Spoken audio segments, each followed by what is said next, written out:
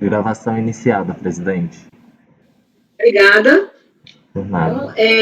boa tarde de novo, já estamos de volta aqui do nosso intervalo e nós paramos aqui para julgar o processo 110 da pauta, de relatoria do conselheiro João Vitor. A empresa é Engeseg, Empresa de Vigilância Computadorizada Limitada.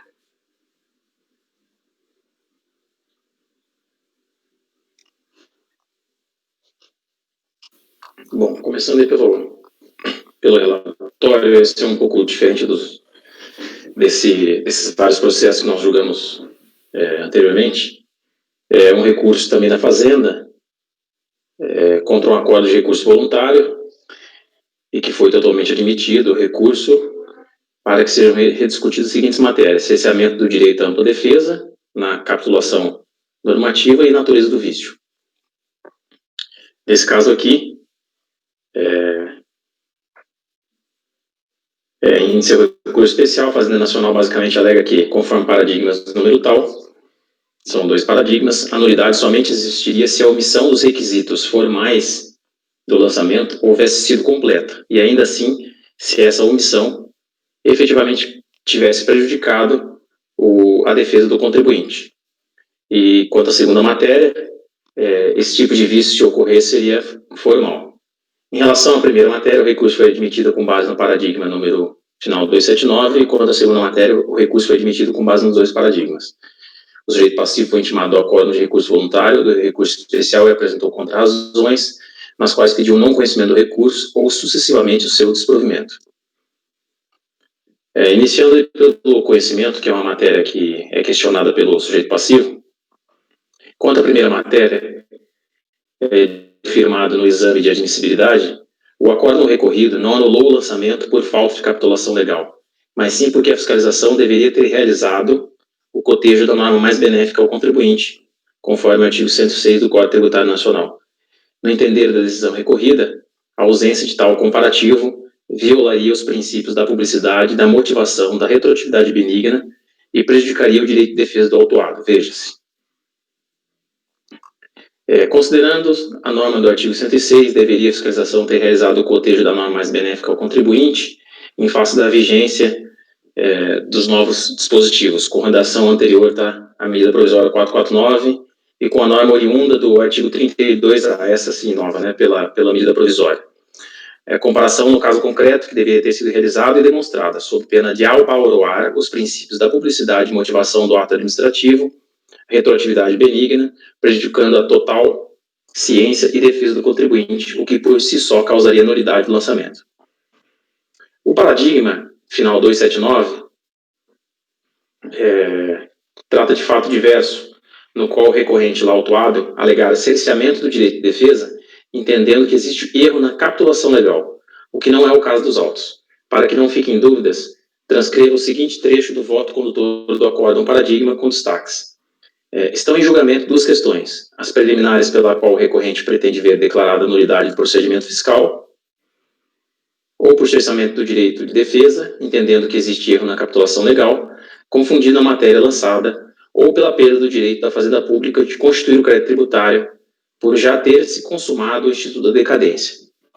Quanto à segunda matéria, relativa à natureza do vício, o primeiro paradigma trata de nulidade do lançamento, por descrição incorreta do fato motivador do lançamento, enquanto o segundo paradigma, embora trate de nulidade por inexistência da demonstração do cálculo do valor a ser exigido, não está fundado na eventual necessidade de retroação legal, nem tampouco no artigo 106 do Código. Veja-se que o acórdão recorrido inicia sua fundamentação no artigo 106, esta seria a norma infringida, para entender que a fiscalização, diante da retroatividade benigna, teria o dever de fazer o comparativo da multa mais benéfica ao infrator. De tal maneira, não há similitude fática entre os paradigmas e o acórdão recorrido, tampouco eles tratam da mesma norma infringida. Enquanto os paradigmas tratam unicamente do decreto 70.235/72, o acórdão recorrido cuida principalmente do artigo 106 do Código. Em sendo assim, voto por não conhecer do recurso especial.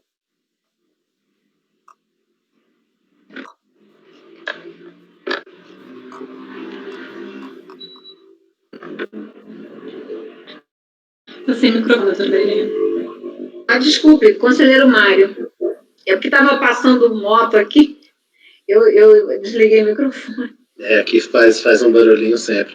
Então, João, só para entender, o acórdão recorrido parece que não tem relação nenhuma com aquilo que foi trazido como paradigma, não é isso? Para o recorrido trata de... Ele trata efetivamente de GFIP, de autoinfração de GFIP, mas não está em discussão a questão da retroatividade? Microfone, João. Ah, tá. Não é retroatividade. Na verdade, o que ocorreu aqui, eu estou rememorando agora o processo, faz tempo que eu fiz esse voto, foi anulado o lançamento. Foi dado provimento ao recurso, tendo-se entendido que a falta de comparativo da norma mais benéfica ensejaria nulidade. Nulidade do lançamento. Uhum. Aí me parece, presidente, que nós temos realmente, independentemente de concordar ou não com aquilo que é trazido no acórdão recorrido, me parece que são situações fáticas distintas e eu estou acompanhando o relator para não conhecer do recurso especial da Fazenda Nacional.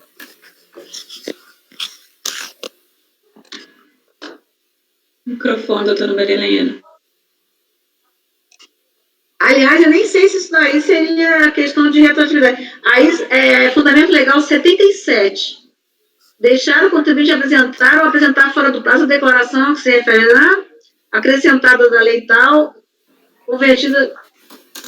Que aí é esse 77, ó? Deixar... É só atraso de entrega da GFIP, não é um auto de infração por entregar a GFIP faltando fato geral. Não é aquele que nem teria retroatividade, que teria as duas multas juntas, né? A cesta de multas. Não tem relação. Mas nesse caso, será que ele não teria de toda forma impacto para fim de no que tange a alteração das multas, né? Porque várias multas foram alteradas, né? Algumas tinham por fixação número de contribuintes, de segurados, mas enfim, é só para... Mas de qualquer forma, o acórdão, ainda que falasse de uma outra coisa, ainda que entendesse que essa seria uma multa de GFIP, um AI68, por exemplo, ainda não estaria falando disso, né? Estaria falando só da nulidade por não ter trazido o comparativo, não é isso? Isso. E ainda assim teria que ter sido um paradigma nesse sentido, né? Em que, mesmo sem trazer o comparativo, mas não trouxe comparativo porque acho que não tinha comparativo. Era multa. Me parece que muito que se faz com uma ED hoje, não é não, presidente? Parece que é o atual... acho que é uma ED. É uma ED, que hoje é eletrônica. Hoje não depende de uma outra fiscalização, que você faz um monte de debicad, um deles é uma ED. Mas não veio por causa disso, porque a ED, creio que não teria essa... Bom, o conselheiro Mário, então. O conselheiro, então, mas não conhecendo do recurso, né? O conselheiro Aldinute. Conselheiro Mário. Acompanho, presidente. Conselheiro Ana Paula. Eu acompanho também. Conselheiro Pedro Paulo. Eu acompanho também, presidente. Conselheiro Cília. Acompanho. Os paradigmas aqui não tem relação nenhuma. Conselheiro Maurício. Acompanho, presidente. Conselheira Rita. O relator. Eu também acompanho por unanimidade de votos, não conhecer o recurso. Agora sim, Maurício, Borja Rio, número 111 da pauta, relatoria do conselheiro Maurício. Bom, como eu já havia iniciado, é uma auto-infração por descumprimento de obrigação acessória, CFL 68, recurso especial da Fazenda, a matéria que subiu é cálculo da multa, né? E aí eu fiz um apanhado aqui dos débitos que se relacionavam lá com esse auto. E aí, mencionei aqui, foram julgados na TO já, o primeiro aqui, o 7 final 0. Esse, o 0 final 0 aqui também foi julgado na TO já. E todos foram julgados na turma ordinária. Após consultas ao CID deste conselho, não logrei identificar evidências de que os julgados que foram desfavoráveis ao sujeito passivo houvessem sido reformados por essa turma. Nessa perspectiva, passo a análise do mérito. E aí o que o acórdão recorrido fez foi comparar a a infração com o artigo 32A, o artigo novo, né, da Lei 8.212. Maurício, você colocou o 111? Eu não estou vendo aqui. Não coloquei? Acho que não. Alguém viu? Não, né? Desculpe, Maurício. Não coloquei, desculpa, doutor.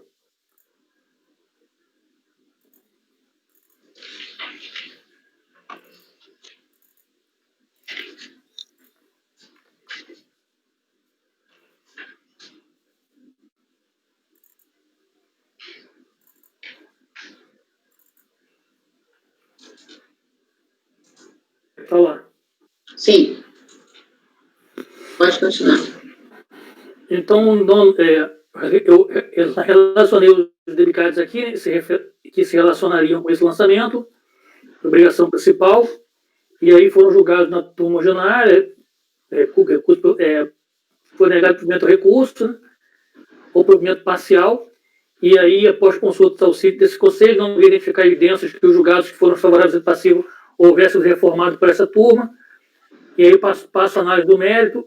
O que a turma recorrida fez foi comparar com o artigo 32A de 1212, e aí eu estou aplicando a súmula 119 para comparar com as duas obrigações, o descumprimento de obrigação principal e o descumprimento de obrigação acessória, comparando com o lançamento de ofício, né? 5%. Ok. Então, você está dando provimento ao recurso? Sim. É isso? Isso. Conhecendo dando provimento. Conselheiro Mário. Acompanho, presidente. Conselheira Ana Paula. Doutora Mariana, só um minutinho, que estou só abrindo aqui, que eu fechei sem querer o voto do Maurício.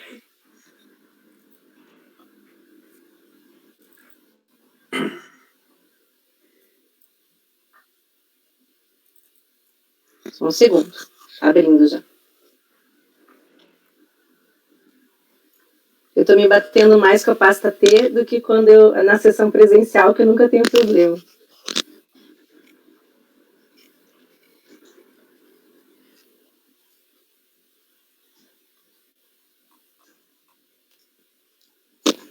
Aí eu vou acompanhar. Eu só estava olhando uma coisa que ele escreveu aqui, mas já vi que é o voto padrão. Só está um pouquinho diferente, né, Maurício? Sim. Conselheiro Pedro Paulo. Está mais curto do que o teu voto. Acompanho, presidente. Conselheira Ana Cecília. Acompanho. Conselheiro João Vitor. Acompanho também. Conselheira Rita. Relator. Eu também acompanho por unanimidade de votos, conhecer e, no mérito, dar-lhe provimento. Agora, o número 112 da pauta, relatoria da conselheira Ana Cecília, Fundação Obras Sociais Nossa Senhora da Boa Viagem.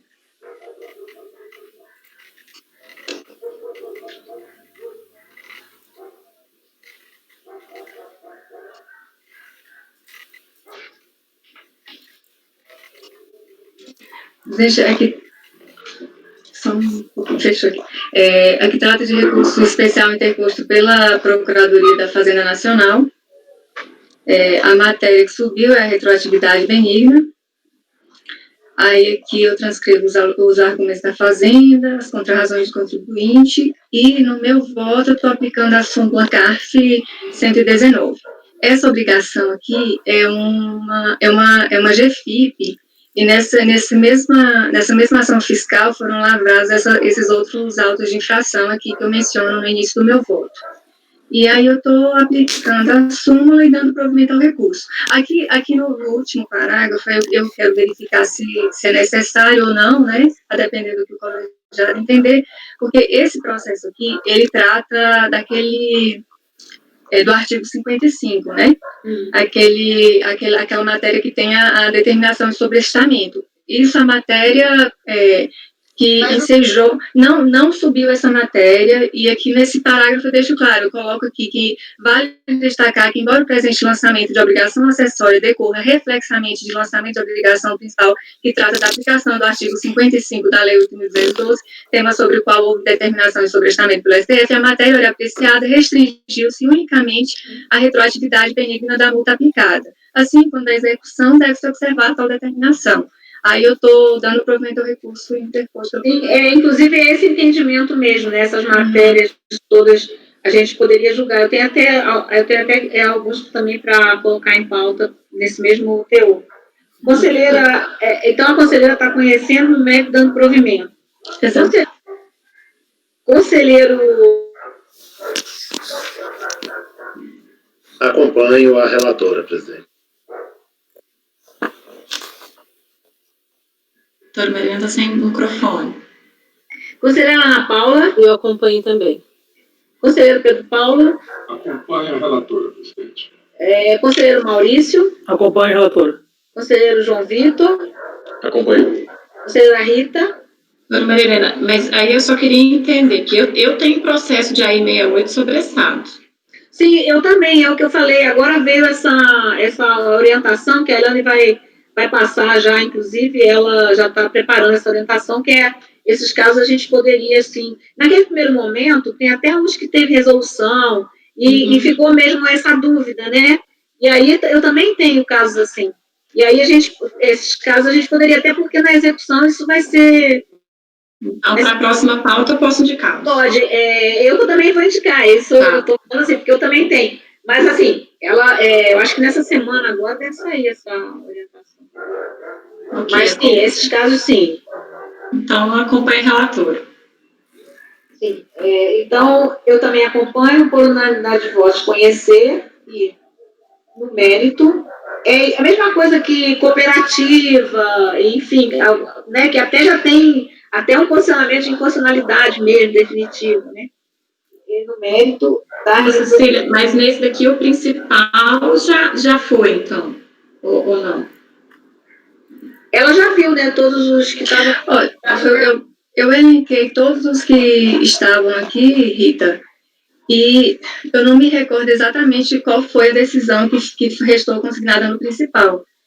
Se você quiser, eu posso até parar e dar uma olhada aqui, mas eu não me recordo para saber se já definitivamente qual foi a decisão que ficou no principal. Mas aí na execução é feito isso, né? Porque, assim, de todo jeito, não subiu nenhuma matéria que em tese poderia ser discutida aqui e não foi discutida no processo. O que subiu só foi a retroatividade benigna. E o que está certo é que tinha obrigações principais. Tinha, exatamente, e acessórias. São cinco autos de infração. Ok. Com a relatora. Eu também voto com a relatora, então, por unanimidade de votos, conhecido no mérito, dá-lhe provimento. Aí, o 113 da pauta, Magoto Brasil Limitada, foi retirado da pauta por solicitação da Fazenda Nacional. Vamos, então, para o 114 da pauta, Malharia Viúva Simão, de relatoria do conselheiro Mário.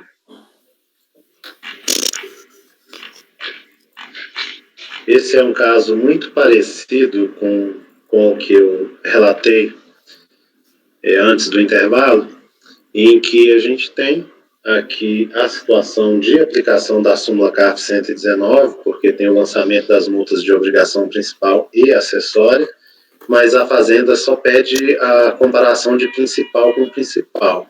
Então, também nesse processo, eu estou encaminhando por conhecer e por dar provimento parcial ao recurso especial da Fazenda Nacional para a aplicação da súmula CARF 119.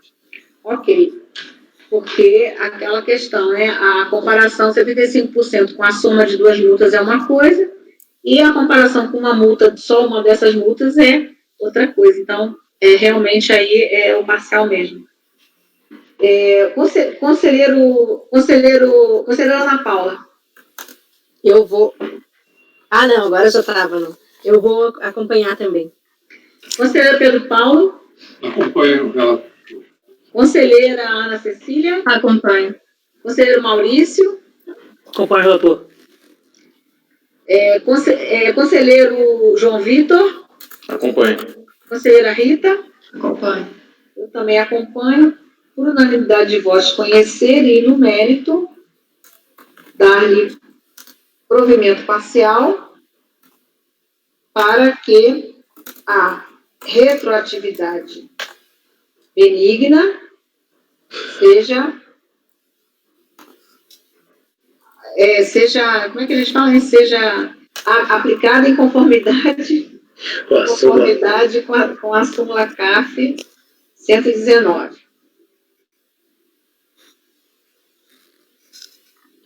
Sim.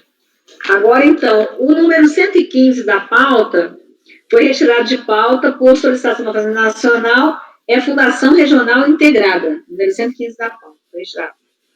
116, então, vamos agora para o 116, Conselheiro Maurício, 116 da pauta, Fundação Universitária de Pesquisas Econômicas e Sociais. D, não, terminou aqui, D.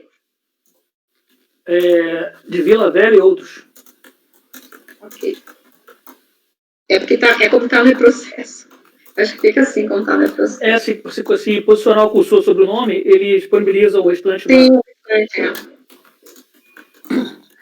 Bom, presidente, isso aqui é um recurso especial da Fazenda. O crédito lançado aqui é uma obrigação, cumprimento de obrigação acessória, CFL 68. A matéria que subiu é, novamente, o cálculo da multa, né? E aí eu faço aqui umas considerações com relação ao lançamento principal, né? O efeito ao tempo do julgamento terminativo concluiu aquela turma que, quanto à existência de NFLD, onde está lançada a obrigação principal, informação constante dos autos em resposta à diligência solicitada, dá conta de que a recorrente quitou uma das notificações através de dias de recolhimento, o que implica em aceitação tácita do crédito lançado, e a outra NFLD, por se encontrar em fase de execução da Procuradoria da Fazenda Nacional, tem-se que percorreu a esfera administrativa com ganho de causa para o fisco. E aí eu passo a analisar o mérito, e novamente a turma comparou o valor lançado com o 32A, e aí eu estou dando provimento ao recurso da Fazenda para aplicar a súmula CARF 119. Certo. Conselheiro Mário. Acompanhe o relator, presidente. Conselheira Ana Paula. Acompanhe também. Conselheiro Pedro Paulo. Com o relator, presidente. Conselheira Ana Cecília. Acompanhe. Conselheiro João Vitor. Com o relator. Conselheira Rita. Com o relator. Eu também voto com o relator, por unanimidade de votos, conhecer o recurso e, no mérito, dar-lhe provimento. Ainda continuamos com a questão aqui da retroatividade benigna e a aplicação da súmula CARF 119. Todos esses processos nós estamos julgando. 117, continua relatoria do conselheiro Maurício, G5, Agropecuária Limitada. Esse processo, com relação a esse processo, subiram duas matérias. E na origem, ele é um auto de infração, DEBCAD final 37, né, para cobrança por multa por não ter informado na GFIP valores pagos a empregados, de alimentação, valores pagos a transportadores rodoviários autônomos e valores pagos a Instituto Prolabore. E aí, as matérias que subiram foram incidência da contribuição social sobre parcela relativa ao auxílio alimentação paga em pecúnia e cálculo da multa mais benéfica ao contribuinte, penalidade retroatividade benigna, fazedora anteriores em MP 449. Intimado do acordo de recurso voluntário, bem como do recurso da Fazenda, o contribuinte manteve-se inerte, consoante se extrai de folha 263. Recurso tempestivo, estou conhecendo dele. Vou avançar aqui no voto. E aí eu passei a enfrentar aqui a questão da auxílio alimentação in natura, porque ele foi enfrentado também no auto da obrigação acessória, né? E tem recurso com relação a essa matéria. Como destacar de início que, muito embora a decisão recorrida tivesse sentado com os faturadores não declarados de GFIP, fizeram parte da... Peraí, desculpe, é só uma coisa. A matéria é retroatividade benigna. Não, e auxílio alimentação também. Subiram duas matérias. Porque a turma lá julgou de novo o mérito ali, não aplicou direto. Né? É isso. Eu creio que a gente não precisa fazer a mesma coisa no mérito, certo? Para conhecimento é uma coisa, agora mérito, a gente agora vai aqui analisar a obrigação acessória pelo mérito da principal, a gente já fez isso? Não me lembro.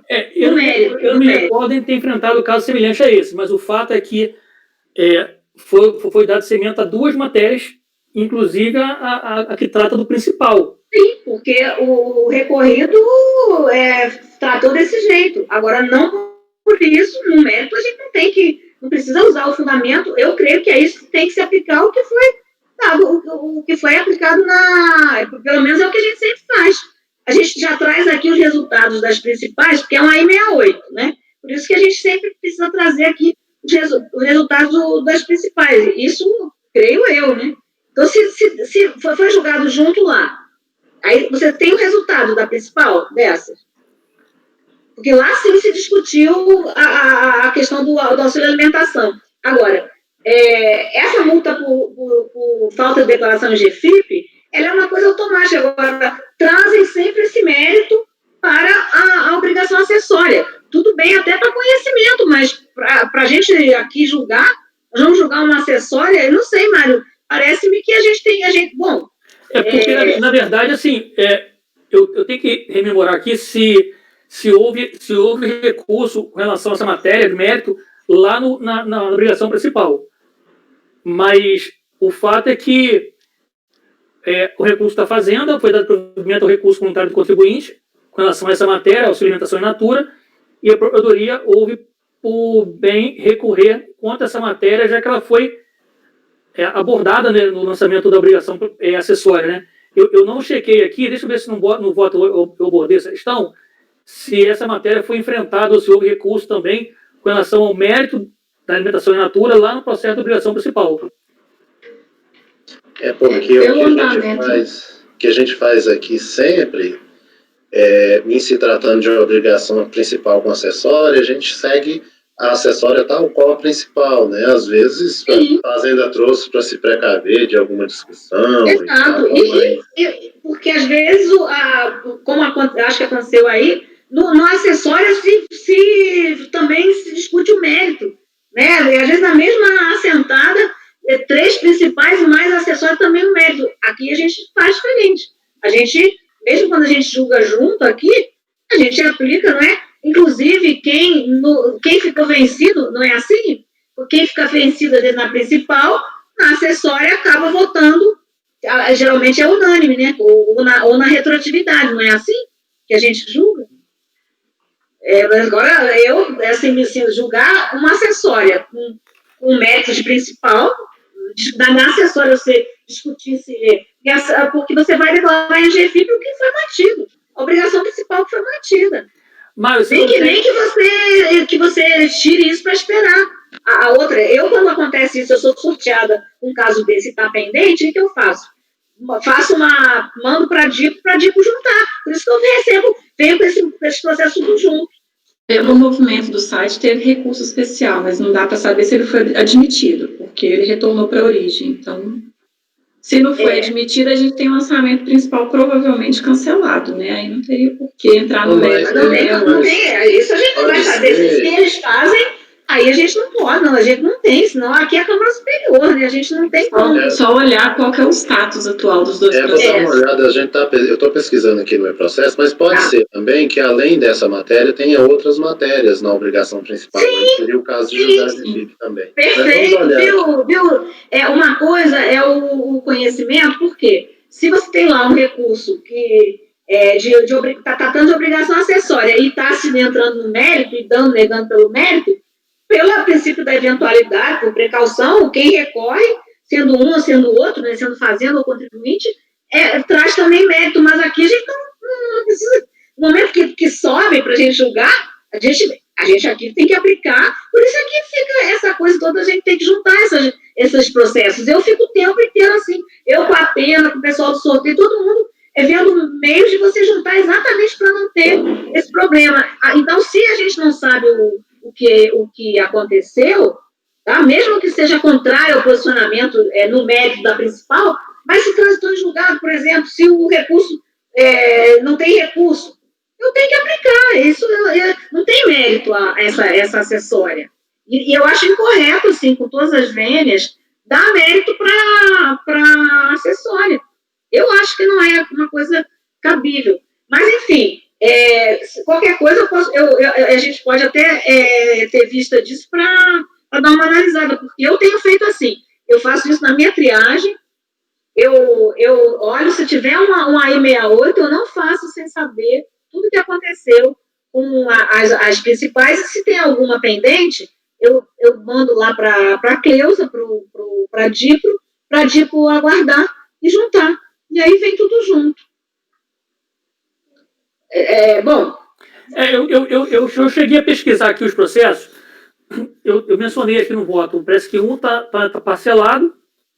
Quer dizer, os dois estão parcelados. Não foi mantido, né? Não foi mantido. Ou pelo menos parcialmente mantido, né? Pode ser que a matéria. Eu vou destacar isso muito embora isso. Não, alguma coisa foi mantida. Se alguma coisa foi mantida, acho que não há problema em aplicar a retroatividade benigna, porque a retroatividade benigna vai colocar ali, vai fazer a soma ali, a retroatividade benigna, né? Que tá? De obrigação acessória, não é? Não é, Maurício? Eu acho que tendo. Sim. Eu estou aqui em um deles, que é o processo final 47, estou pegando aí no voto do conselheiro Maurício, que tem um recurso especial da Fazenda Nacional admitido e que ainda não foi julgado aqui na Câmara Superior de Recursos Fiscais. E aí tem um pedido de parcelamento, né, nesse próprio 47, que eu vou só abrir aqui para ver se ele parcelou tudo.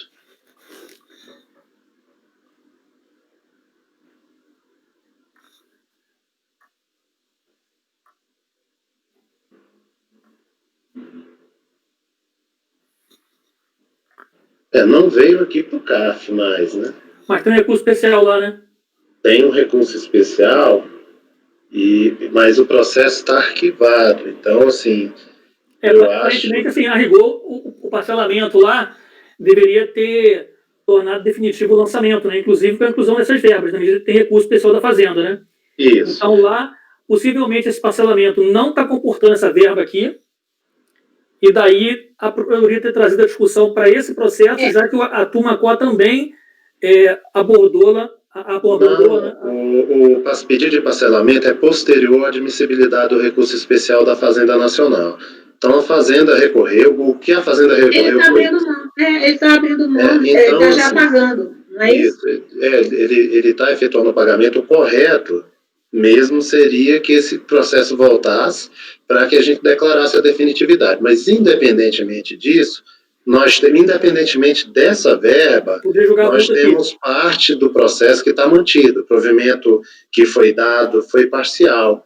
Então, eu acho, presidente, que dá para a gente enfrentar a questão da retroatividade benigna e de acordo com o que a gente já faz aqui normalmente.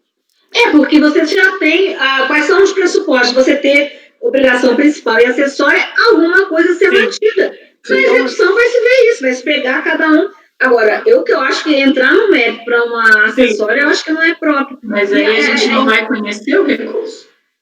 Não, conhece o recurso, mas analisa a multa, né? A retroatividade.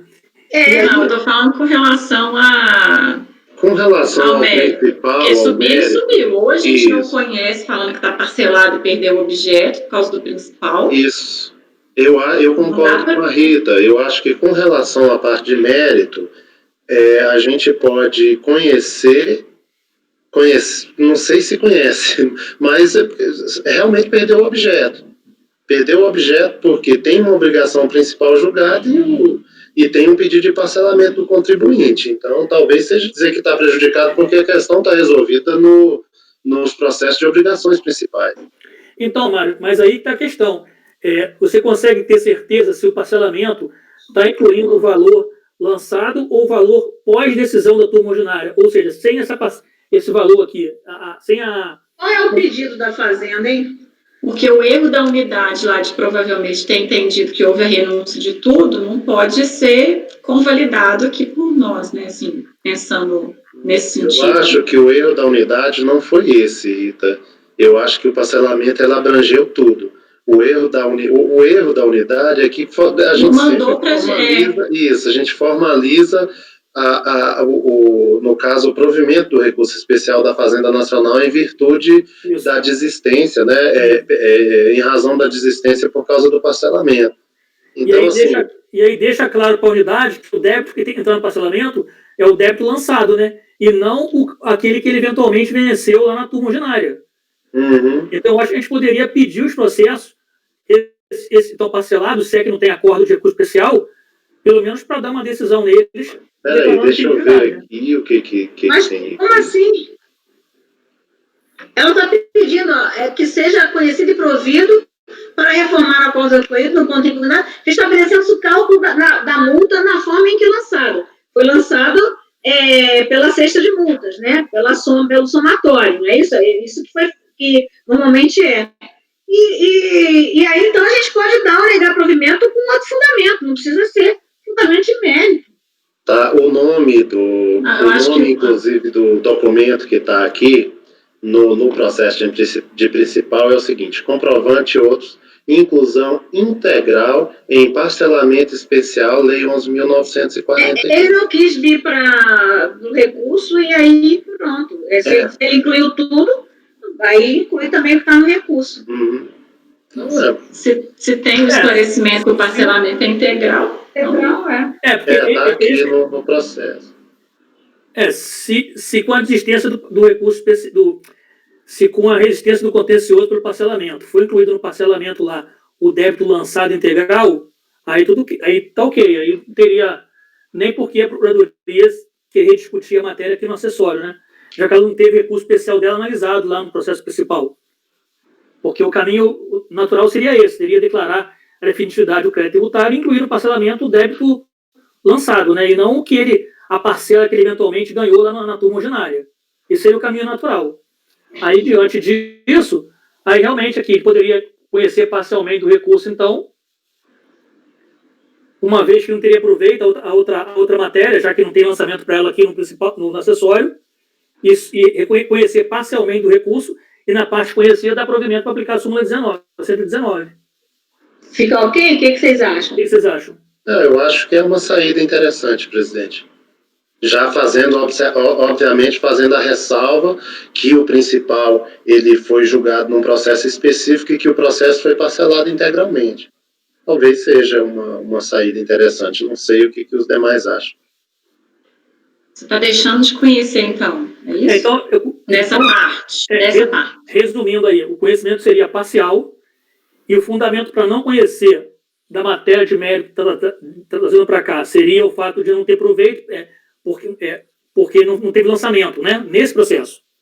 Não, mas aí, como recurso da Fazenda, na verdade, eu acho que a gente talvez tenha que conhecer e dar provimento para declarar a definitividade em razão do parcelamento, porque senão a gente fica com uma decisão pela improcedência da multa, entendeu? É exatamente disso que eu estou falando. Então, em termos de conhecer, eu acho que tem que conhecer porque o acordo recolhido fez uma coisa. Ela trouxe um acordo dizendo diferente.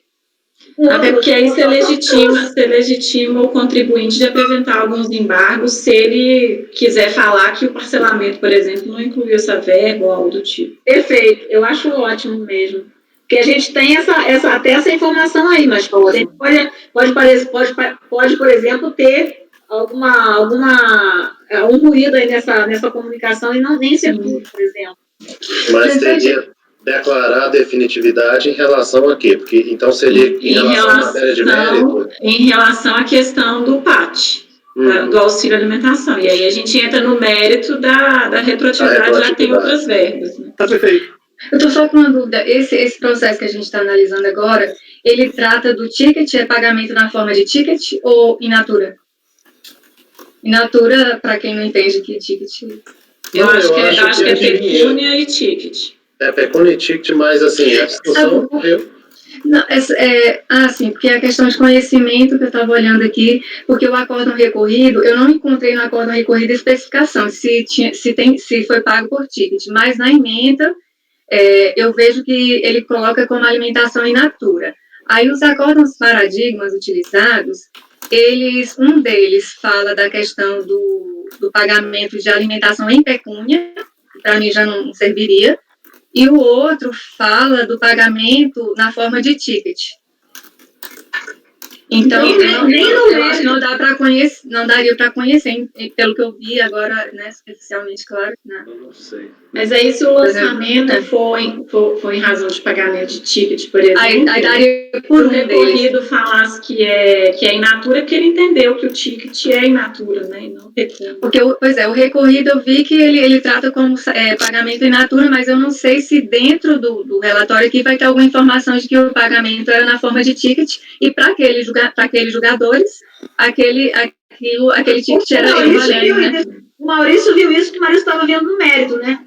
Você estava tratando de mérito, não é isso? Então, você deve ter visto isso para você. O acordo recorrido é ticket. Só um instantinho. Porque os paradigmas está dizendo que são em pecúnia, né? Pecúnia e ticket, né? Um deles é em pecúnia e o outro ticket. Então, se o Maurício estava entrando no mérito e negando, e dando provimento para a fazenda, é porque ninguém dá provimento para a fazenda. Segundo, tem um parágrafo que eu menciono aqui, assim, de sua vez, a recorrente, quando limitasse o conformismo, asseverou que a comprovação de que o auxílio alimentação paga in natura, exonerado no presentes autos, em verdade, referencia a ticket de alimentação, o que poderia ser extraído dos autos no local. Então era ticket. Aí é que o acordo recorrido trata disso. Aí a fazenda traz um paradigma diferente, tudo bem. Agora, a gente também entrar nisso e ficar aqui discutindo uma obrigação acessória. Viu quanta coisa a gente foi descobrir dessa obrigação acessória em relação à principal? É isso que a gente tem que ver, eu acho, no caso, quando a gente tem assim, uma acessória solta. Esse tipo de coisa. Não se o mérito, porque o mérito já não tem mais, é uma aplicação automática. Aliás, a partir do certo momento, você já vem junto, a multa já está junto ali no próprio auto de infração. Como era na Receita, né? Bom, qual é a proposta, então? A proposta, então, é de conhecer do recurso e aí, com relação à auxílio alimentação, declarar a definitividade do lançamento em função dos pedidos de parcelamento lá nos processos tais e os escritos processos aqui. E com relação à retroatividade da multa, eu aplico aqui, como de praxe, a súmula CARF 119. Gente, declarar a definitividade de uma obrigação principal que não está em julgamento. Mas não foi isso que a gente está discutindo aqui agora? Sim, a gente está discutindo para ter a informação, não para julgar aqui, ou rejulgar, ou fazer alguma coisa. Já não está nesse processo, por algum motivo não está, pode ser por erro, alguém esqueceu, mandou lá, não viu, mas a gente não tem aqui está em jogo uma obrigação acessória. Eu pego o que eu tenho das principais como uma informação para eu agora me posicionar sobre o que vai entrar, não é isso? Eu posso fazer uma outra proposta aqui, que é só de Maurício destacar, até para resguardar o contribuinte, se ele quiser discutir isso de alguma forma, destacar essa questão, que essa questão ela já foi objeto de renúncia na obrigação principal, e que não cabe discutir isso aqui e dar provimento só com relação à questão da retroatividade benigna. Eu não sei se... É isso. Mas o recurso é da Fazenda, gente. Sim. Aí a gente não vai conhecer, então, da parte do mérito da... A gente conhece, mas no mérito da principal, eu posso dar ou negar por outro motivo. Eu não vou dar porque eu entendo que ticket é ou não é tributável. Eu vou dar porque eu já vi que tem uma parte definitiva da principal e tem uma acessória. Então, eu posso aplicar a retroatividade, sim, pela cesta de multas. É nesse sentido. Eu tenho feito isso, eu já fiz isso na sessão passada e tem outros aqui que eu estou fazendo. Não sei se foram retirados de pauta. Eu não entro nisso, mesmo que seja um recurso como esse. Ela não podia fazer nada, o recorrido fez isso. Ela traz então ele está indo mantendo ou dando a acessória porque a principal entende que é isso. Ele traz aquele principal entendendo o contrário. Mas aqui, na hora que eu vou analisar a acessória, eu tenho que pegar a principal como informação. Mas eu não posso aqui declarar a definitividade principal. A principal não está aqui. Mas na principal, o acórdão da principal, que ainda está valendo, se não fosse o parcelamento, era favorável ao contribuinte também. Então, sim, lá na principal, a gente tem a decisão no sentido de que ticket é in natura. Isso, mas você não vê que eu sempre trago num quadrinho assim, obrigação pessoal, parcelamento, está arquivado, já está na dívida ativa. Eu trago exatamente para a gente ter essa informação. Mas é só para saber até para depois, na execução, se saber o que vai manter, mas isso é um problema da execução. Acho que aqui, para nós, tem que ver tem principal, tem acessória, pode fazer a cesta de multa? Pode. Como? Com o que sobrar de cada uma. Se ele parcelou, é a execução que vai ver o que ela vai colocar na GFIP. Mas é o que a gente está dizendo. Porque a gente tem duas matérias de recurso. Não é isso, Maurício? A gente tem duas matérias de recurso. Tanto o ticket quanto a retroatividade. Eu tenho que analisar as duas. Isso. Ou não conhecer de uma delas. Sim. Eu estava entendendo que estava querendo, na acessória, aplicar isso aí. Não. Aí não. A questão do mérito, não. A questão do mérito, eu entendo que não tem que conhecer. Conhece só da retroatividade, conhecer passamento e dar provimento nesse sentido, com as informações que a gente já tem na principal. Bom, então, é assim que eu tenho feito sempre meus processos. Seria não conhecer porque a questão já está superada, porque já existe um parcelamento total feito na obrigação. O funcionamento é que a obrigação acessória segue a principal. É isso, presidente? Não, eu acho que não tem que ele está trazendo uma matéria independente de mérito. Sim. Essa matéria não vale para a obrigação acessória.